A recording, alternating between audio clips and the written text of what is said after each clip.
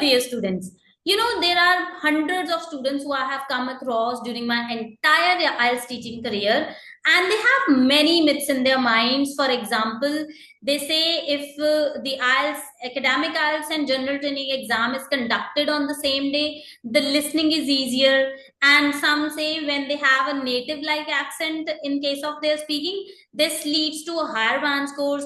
And some usually say if they choose a particular location for their IELTS exam, that fetches them higher band scores. Students, there are many such myths in the minds of students when they prepare for their IELTS exam, and this leads to a delay in clearing their exam, and they eventually feel frustrated. Today, I'm going to talk about all the right facts behind these myths and misconceptions that people have in their mind. And if you pay close attention to every single fact that I'm going to talk about today, you will definitely see a raise in your band scores. So let's start with today's video. Let me share my screen with you all, and we will break these myths today and will reach the facts today rightly. So let's start. Okay, I hope the screen is visible to you all clearly. So let's get into the details of the right facts. Make sure you are attentively paying attention to the facts today. So, okay, let me turn on the spotlight in order to highlight some things. All right. Okay. So, students, we are about to begin.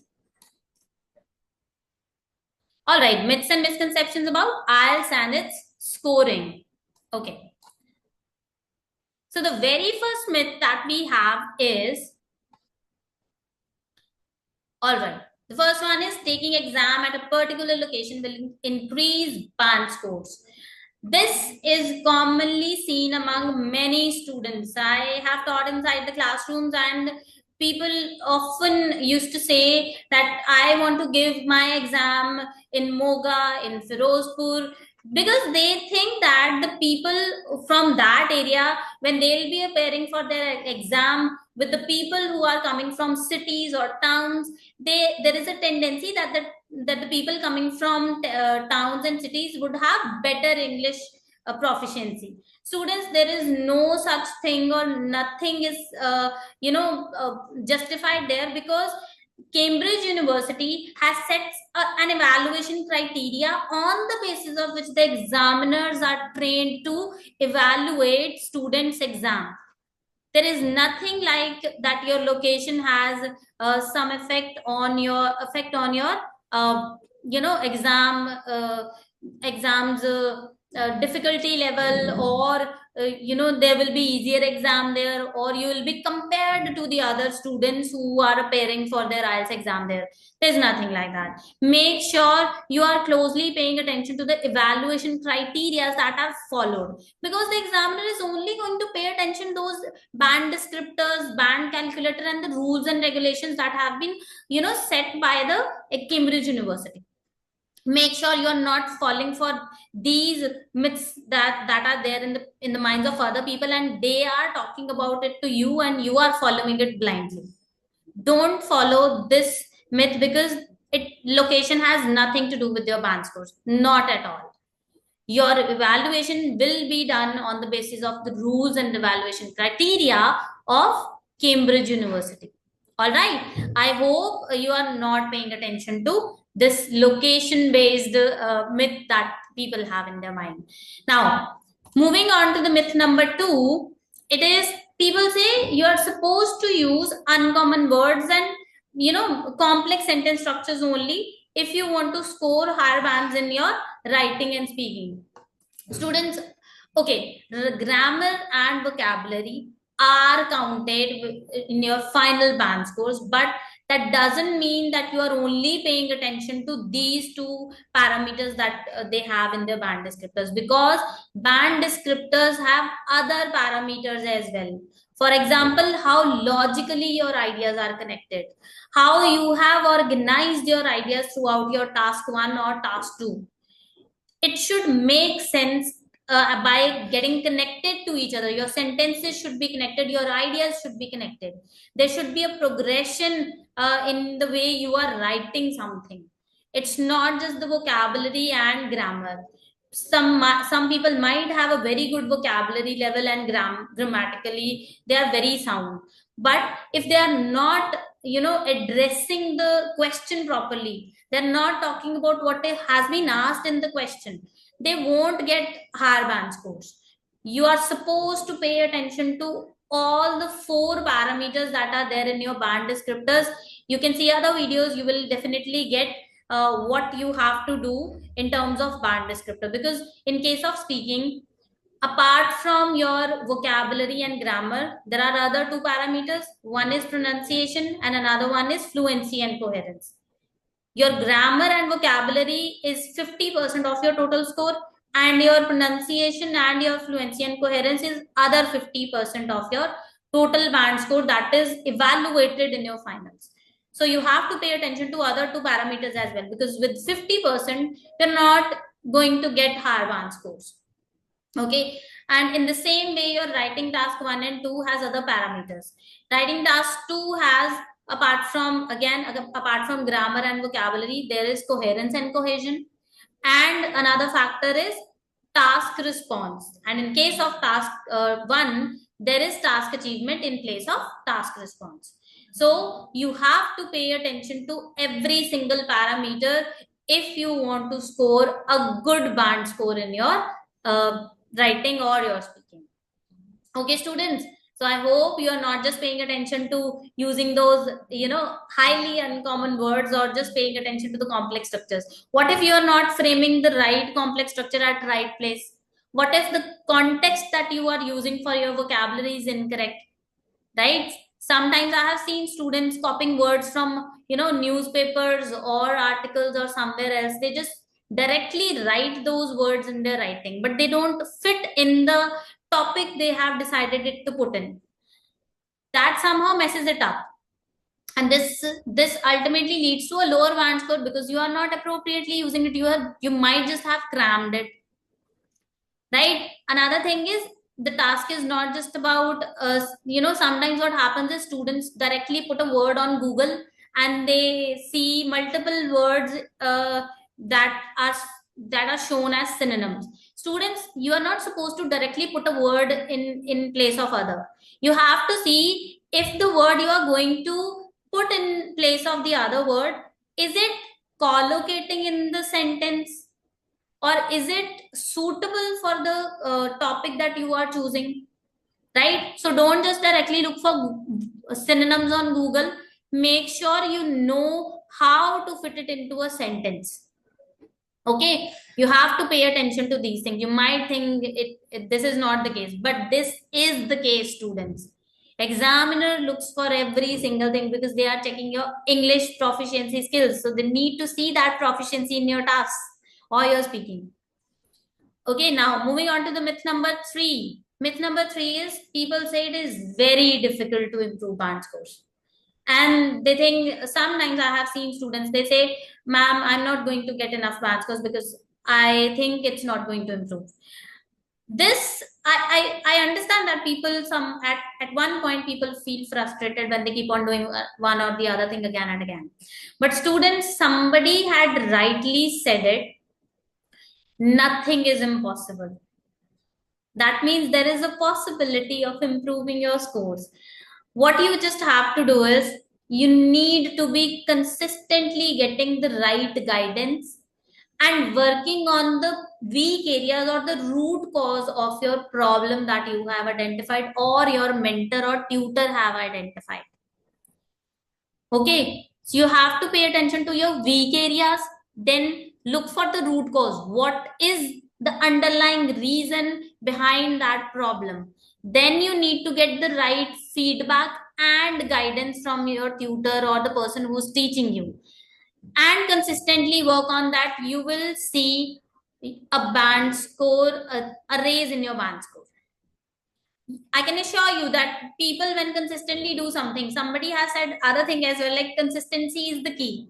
If you consistently do something, you're working on your weak areas, you will see a raise in your band score. Okay, so don't ever follow this, that it is very difficult to improve band score. It is possible. You just have to pay attention to that word possibility. Yes, there is a possibility of improvement. Okay, so let's move on to the next myth we have. And myth number 4 is computer delivered IELTS is easier than the paper based one. Now, people often say that when they appeared for a paper based test, they were not able to score as good bands as they wanted.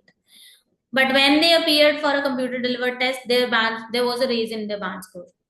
Right? People say that. But students, again, I am again mentioning this is your English proficiency test, not how good you are at using computers or writing with the pencil or paper.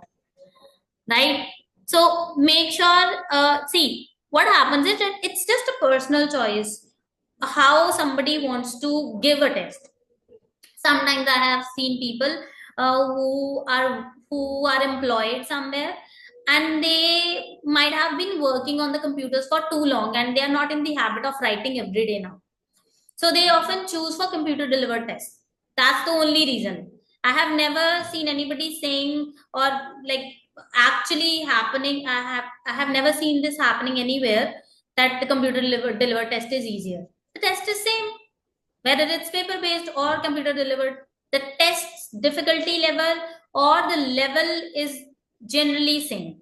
They are not going to design it according to the convenience. Okay, computer delivered test should be easier and the other one should be difficult. They want to test your English. They don't want to see your computer skills, that are you good at it or not, or are you good at writing with pen or pencil. Okay, so make sure you're just preparing well for your English proficiency, your IELTS properly, not for like computer and paper based IELTS. Don't pay attention to such things. These are myths. Again, I am mentioning these are myths only. Now, moving on to myth number 5, people say native like accent gets you higher band score. Okay, so I have come across students who used to, use accent, purposely use accent, because they feel that if they sound like a native speaker, or a person from another country where English is a native language or their first language, they would get higher band scores. Students, accent is not measured. It is not evaluated in your final exam. Though your pronunciation is a parameter in band descriptor of speaking, and that is tested. For if this would have been the case that accent is tested, do you think people from Korea, Japan, China would ever get 8 or 8.5 or 9 band scores in speaking? That would never have been possible. But the people from those countries get 8.5 and 9 bands in English. How they are getting this much band scores then? Are you getting my point? So we have to pay attention to the pronunciation factor, not your accent. Okay, your pronunciation. Okay, under your pronunciation, your clarity of voice is checked. Then how you pronounce words, whether they are correctly, the utterance is clear or not, this is tested. And another thing is your intonation is tested, like the rise and the fall in your voice tone when you talk about something. For example, if you're talking about a situation where you felt sad, your voice tone goes down, slightly goes down. And if you are excited about something, your tone has a different, energy.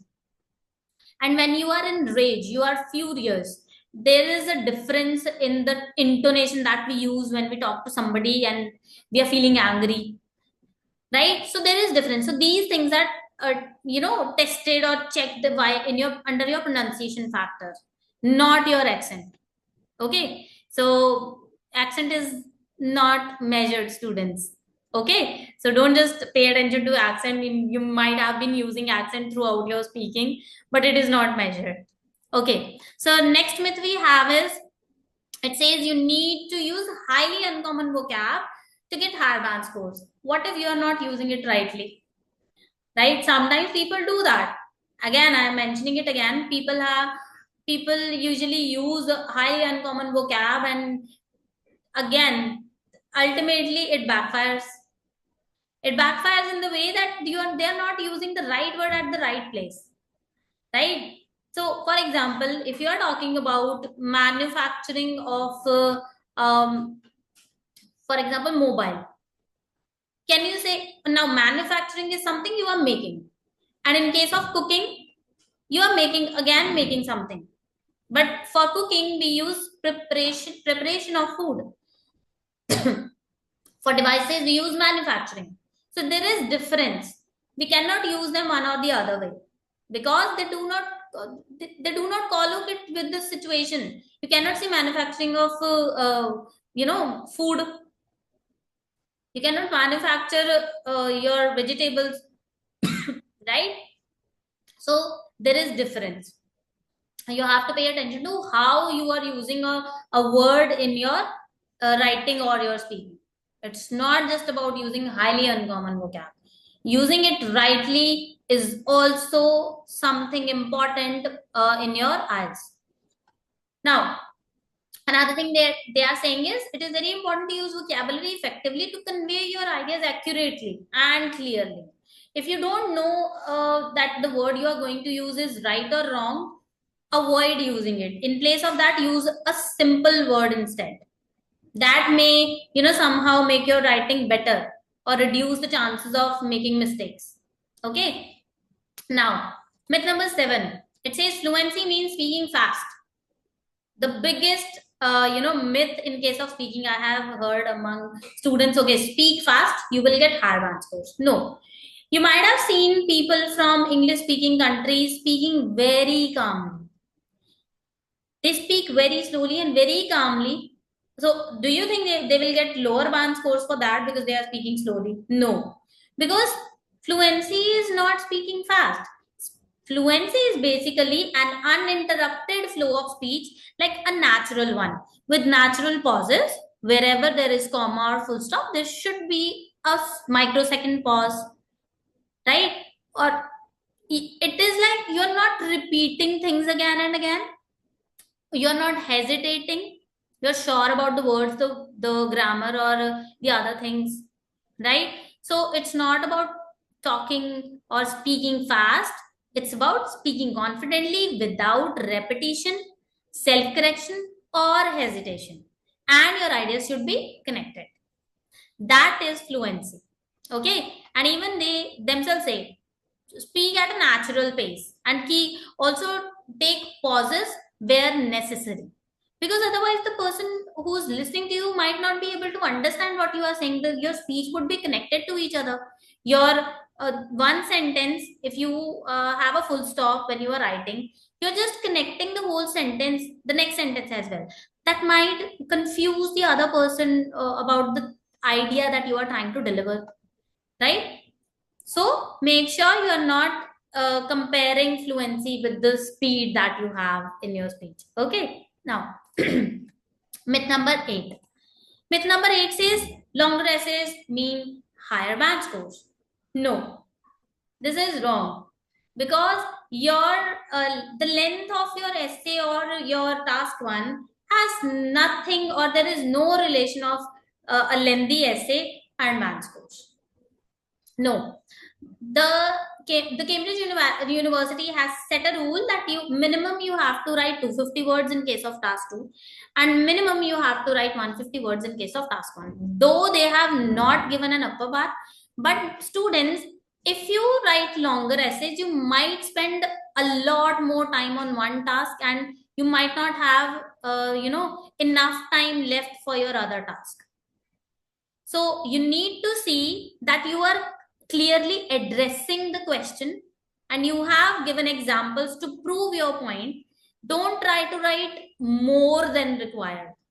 You might be making mistakes, and your tendency of making mistakes would also increase if you keep on writing one after the other and you are just filling pages. IELTS test is not about filling pages. It's not college.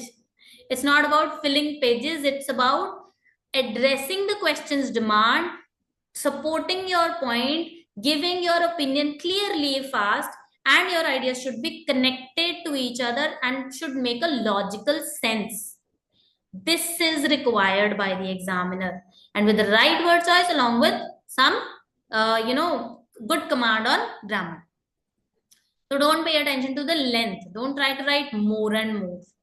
Okay. So because you need to complete both the tasks in 1 hour. Okay, so if you keep on writing more and more, for example, you have started with task 2, you are spending approximately 50 to 55 minutes on task 2, and now you're not left with enough time for task 1. This would affect your task, this would highly affect your band scores eventually. Okay, so nothing like longer essays and band score relation. Okay, all right. Now moving on to the myth number 9. Myth number 9 is, in reading module, people say you have to read thoroughly first. You have to thoroughly read each and every word in your passage first, and then you're supposed to attempt your questions. No, it is not like that. We are not there to gain knowledge out of that paragraph. You are there in the examination center to understand the question's demand and accordingly find the location in the passage and read that location for what your question has asked and then answering the question. Okay, it's not about reading every single word. Okay, if you start reading every single word, you might not have enough time to complete all 3 passages and your 40 questions. Okay, so see, it's good to understand the main idea of whole passage. Okay, try to understand by skimming the passage. There is one thing that is called skimming. Skimming is not thorough reading. It's quick reading, quickly moving your eyes from left to right and just getting an idea of what the passage is about. How is the organization of the passage, what they are talking about first, and after that, and then after that. Are they talking about the introduction first, then the reasons of something, and then advantages, then disadvantages, and then eventually the summary? Right? So you have to see this, because if you have this much idea, like how things are kept in the passage, when you go to the questions part, if you are getting a question about reasons of something, you already know where you have to go in the passage directly and find your answer there. Okay, so skim your passage, focus on finding the answer for specific questions. Okay, all right. Now, moving on to the myth number 10, it is, you have to understand every word in listening and reading. I have just mentioned. That was particularly about thorough reading and skim reading. This is like they are saying you have to listen to every single word in your listening and read every single word in your reading. No, students, you don't have to. Okay, people often say, okay, I have not heard that and that part of listening. Now I don't know the answer. See, sometimes what happens is you listen to a conversation, you have a conclusion. Okay, they were talking about something like this. And you can also give an answer by getting an idea from the whole conversation that was going on in the audio. Right? So pay attention to what meaning they are trying to deliver. You can also give answer through that. Sometimes you have to understand the context of the topic that is being discussed in the audio or in the reading. You have to deduce, you have to conclude.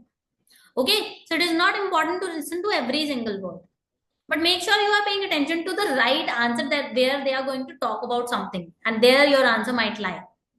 Okay, so not every single word. You have to understand context sometimes. Now, moving on to the last myth, that is, listening is easier when academic and general training exam is conducted on the same day. Many students used to say that inside the classrooms. Okay, so people usually say that listening was easier, right? So some students say, ma'am, I want to fill that day exam, because it is going to be conducted with general training students because the listening is easier. Right? Students, see, again, IDB or Cambridge has no official, claim on their websites or anywhere in their books that academic and general training exam is when conducted together. The listening is easier. No, the difficulty level, it would be the same, because again, criteria is same. They are trying to check your proficiency level in English, not with whom you are sitting and how the listening should be given to these students. No, listening's difficulty level is same in both cases, whether you give an exam on academic alone day, or you give your exam with general training students, right? So there is no difference, because there is no official difference from Cambridge. Okay, so students, I hope I have given you enough information about the right facts behind the myths that people usually follow, and I hope you are going to follow the facts that I have talked about today. Okay, so thank you so much, and good luck for your preparation and following the right facts. I hope you would also try to give your exam as soon as possible, because now you know what you have to do. Thank you so much.